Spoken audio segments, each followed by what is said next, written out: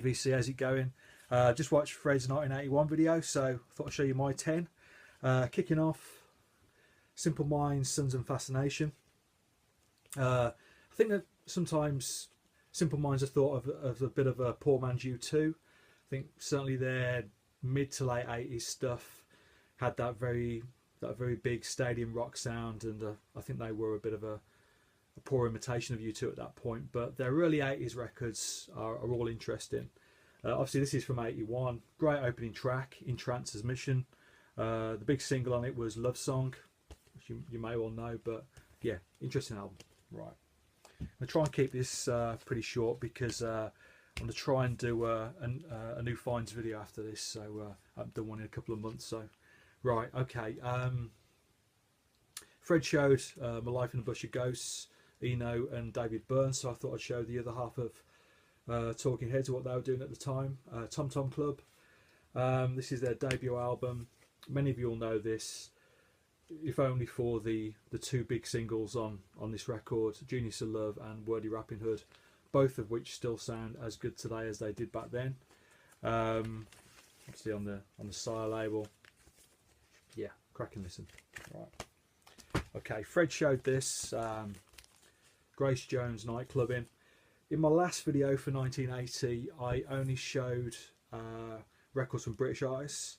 If I hadn't have limited myself to that, I would definitely have showed her Warm Leather album from 1980, which is a great album. This is equally as good. Island Records, produced by Chris Blackwell. Sly and Robbie, rhythm section. I think her albums from the 80s sound absolutely great. Always an interesting mix of original stuff and covers. Yeah, really well put together.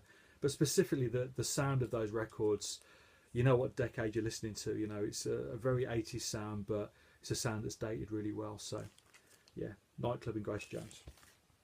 Okay, the other artist from 1980 that I'd definitely have shown, if I hadn't just shown British artists, would be Prince. His 1980 album Dirty Mind is, well, it's certainly one of my top 3 Prince albums. This is the follow-up. I always consider Dirty Mind and Controversy almost like a pair, really.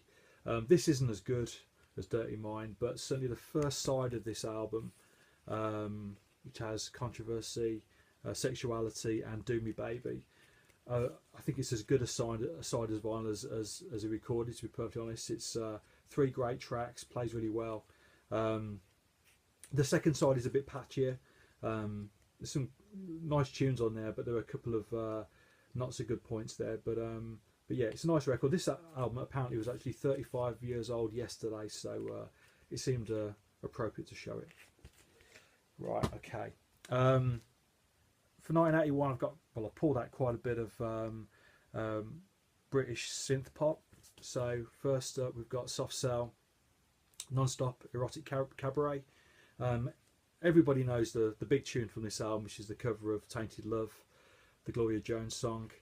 A song which is now probably more associated with the cover version than the original. Yeah, a great version. What they did with it, you know, it's a classic, isn't it, Tainted Love? But yeah, other big singles on this album: Say Hello, Wave Goodbye, Bedsitter, was Sex Dwarf a single as well? Don't know. But yeah, great listen. I really like Mark Allman's vocals. I always have, so I like his solo stuff as well. Always an interesting artist. It's always worth listening to what he's up to, and if you get a chance to see him, he's worth seeing live as well. But yeah, that's a nice record. Non-Stop Erotic Cabaret. Okay, another synth pop classic, The Human League Dare. Another album which is just chock full of singles. Things That Dream Are Made Of, Sound of the Crowd, Love Action, obviously Don't You Want Me, Seconds. From start to finish, it's just a big catchy album. I know that Dave Dark Dub has been showing the earlier stuff in his Gimme 10 videos, but you know, I like those records, but you know, this is just a big commercial treat. There you go, it's a commercial treat. Right, okay. King Crimson, Discipline. I'm not the biggest King Crimson fan. That might, you know, be blasphemy to a lot of people that are in the VC that watch these videos. But I picked up this album only a few years ago now. I picked it up because I heard Alison Goldfrapp doing a program on the radio, which was just all about prog, and she played Frame by Frame off this album, which was obviously the single. Yeah, I'd not heard it before, if I'm honest with you. I thought it had a touch of Talking Heads about it, which is why I went out and got the album, and I think the album's splendid. You know, it's a great listen. Yeah, so this is on, yeah, it's on Warner Brothers. The original copy on Warner Brothers. I bought this in Canada, but I think it's a US copy. No, it's a Canadian copy. Yeah, cool. Right, okay. Fred showed this, Kraftwerk, Computer World. I agree, this is their last great album. Big tunes on this: Pocket Calculator, Computer World, Numbers. They had a strange hit in the UK around this time. I think they put out Computer World as a single, I think it was. The B-side of that was The Model from The Man Machine. And for some reason at that point, The Model took off and was played to death on the radio and ended up being a #1 single in the UK. But yeah, this is a great album. I do like the stuff after this, particularly Trans Europe Express. But yeah, I think this is their last great album. They're actually touring here in the UK next year. I think they're doing a 3D show, so I got tickets for that in Birmingham next June, which will be cool. But yeah, Kraftwerk. Cool. Right, okay. Two more. Tin Drum by Japan. I know that Tim said last time that he felt like he'd shown Japan albums in several of his Gimme 10 videos. Well, I'll take this one off your hands, mate, because this is my favourite Japan album. This is actually one of my earliest musical memories. I remember seeing them perform Ghosts on Top of the Pops, and hassling my old man to buy me the single of it, which he did very kindly.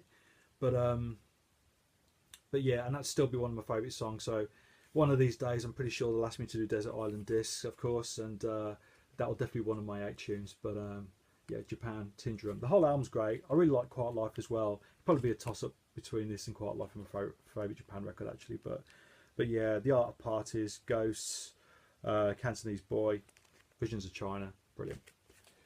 Okay, final record, right? Okay, I was gonna show The Cure Faith, but I'm actually going to show Duran Duran, their debut.